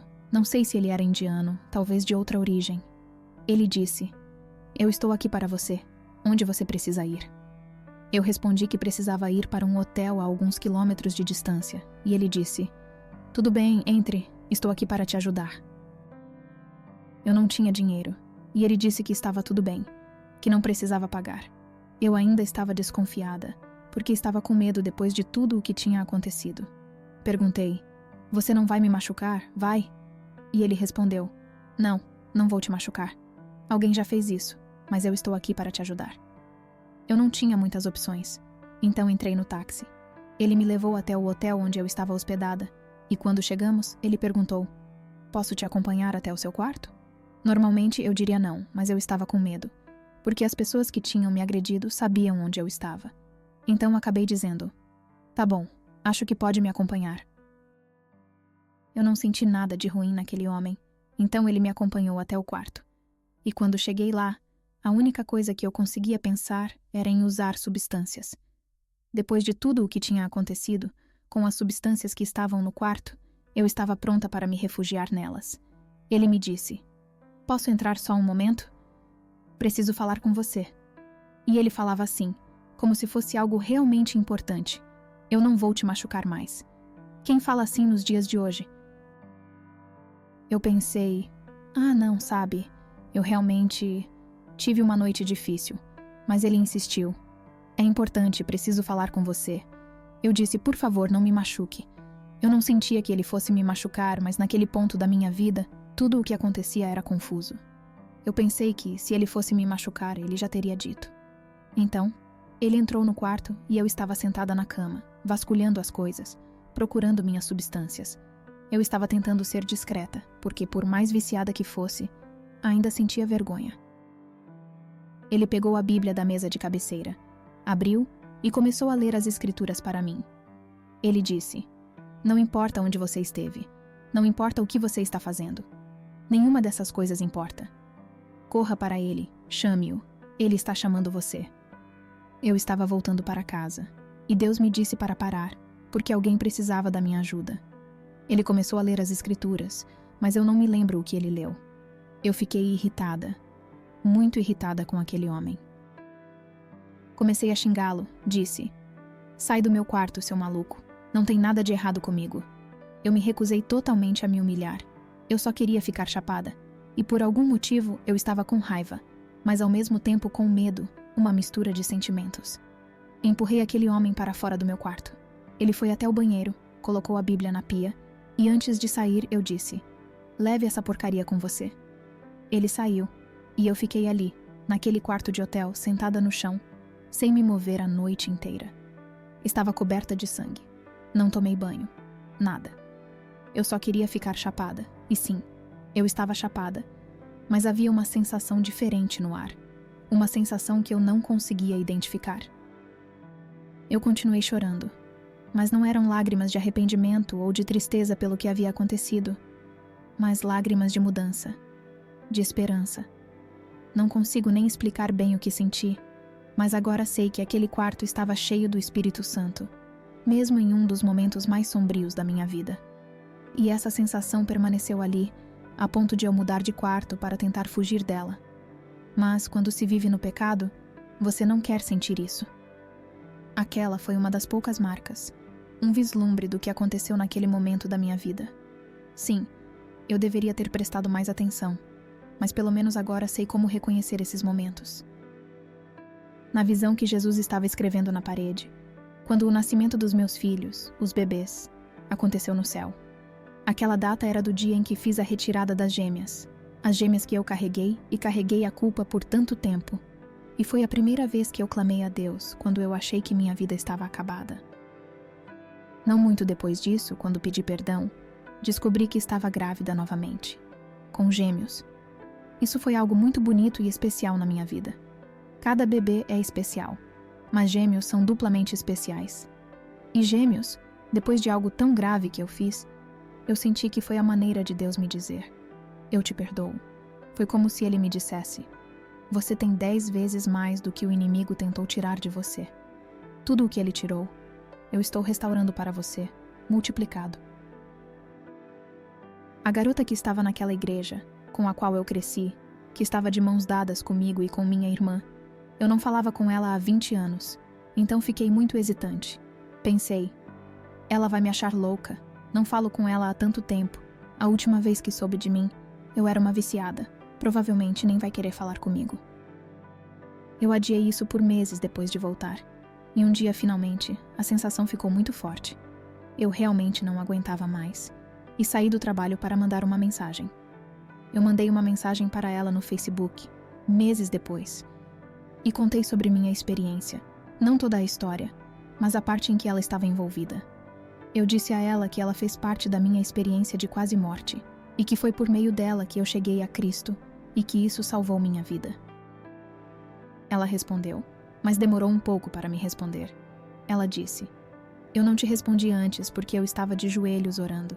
Eu orei na noite passada, porque eu estava lutando muito espiritualmente. Eu não sabia mais se Deus era real. Não sabia por que eu estava fazendo tudo aquilo. Estava perdendo minha fé." Ela disse: "Eu orei a Deus e disse: se você é real, me prove isso, porque essa será a última vez que vou orar." E no dia seguinte, ela acordou com minha mensagem. Eu fiquei surpresa, porque estava achando que era ela quem me tinha ajudado espiritualmente, mas na verdade, Deus usa todos nós de maneiras loucas e maravilhosas. Ele escolhe as pessoas que menos imaginamos. Se você olhar para as pessoas que Deus escolheu na Bíblia, elas eram as menos prováveis. Em muitos casos, você não escolheria um assassino para levar a grande mensagem de Jesus Cristo ao mundo gentil, ou escolheria um adúltero e assassino como Davi, para compartilhar os salmos, que são uma das expressões mais profundas do coração de Deus. Mas Deus usa todos, de formas inesperadas.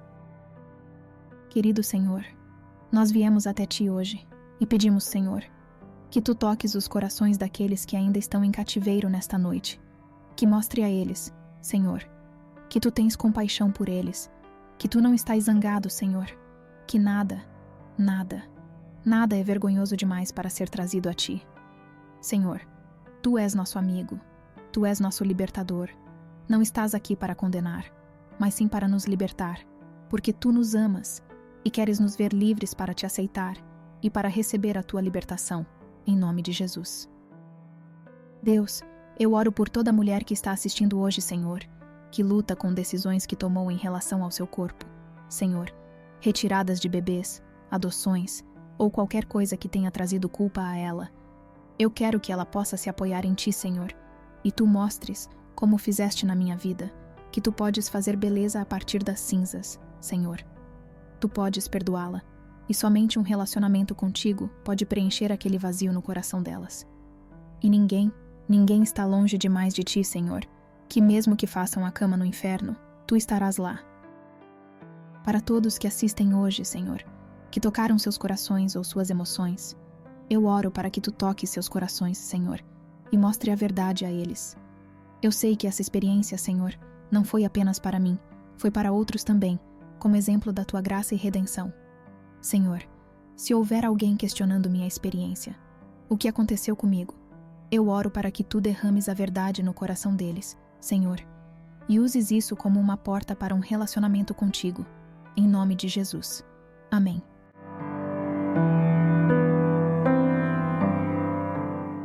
Você viu como, mesmo nas profundezas do sofrimento e da dor, Deus nunca desistiu. Ele nunca deixou de procurar aqueles que estavam quebrados e perdidos.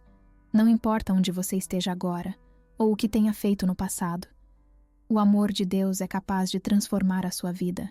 Ele tem um propósito para você, um plano que vai além das dificuldades que você enfrenta hoje.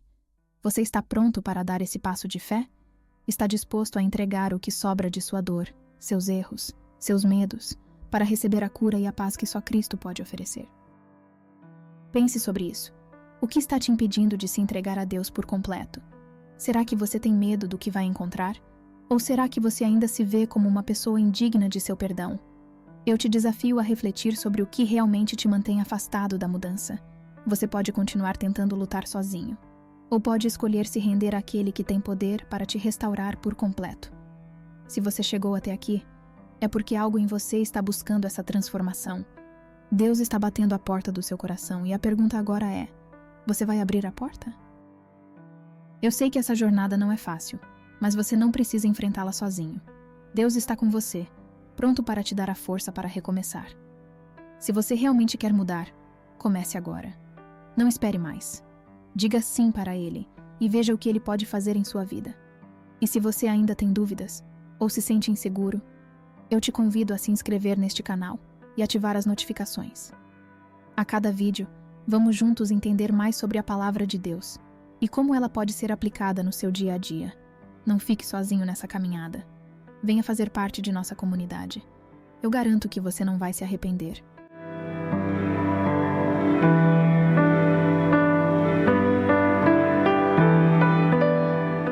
Mas logo no início do namoro, com poucos meses, ela engravidou. Ficamos muito felizes e agradecidos por isso, mas à medida que a gravidez avançava, ela se tornou muito hostil comigo. Eu passava a ser constantemente ameaçado de que não veria meu filho se não fosse exatamente como ela queria, especialmente em questões políticas. Não sabia quando meu filho havia nascido. Só soube disso uma semana depois.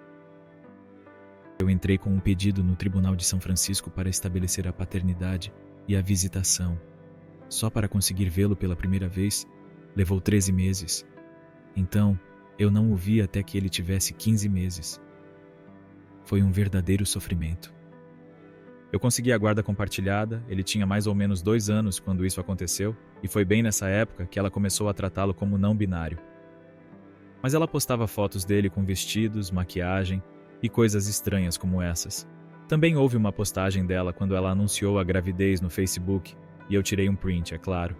Ela escreveu: Baby Sawyer, previsto para dezembro. Vou te amar, seja você menino, menina ou nenhum dos dois. Eu fiquei triste e com medo pelo meu filho. Mas eu pensei muito sobre isso e decidi que faria tudo o que pudesse para lutar por ele, para garantir que ele fosse feliz com quem ele é e que soubesse que existem meninos e meninas. Se você se sentiu tocado por este testemunho e quer assistir esta história e mais histórias como esta, não deixe de se inscrever em nosso canal. Aqui, compartilhamos experiências poderosas que podem transformar vidas e fortalecer a fé. Clique no botão de inscrição, ative o sininho para receber notificações e junte-se à nossa comunidade de fé e esperança.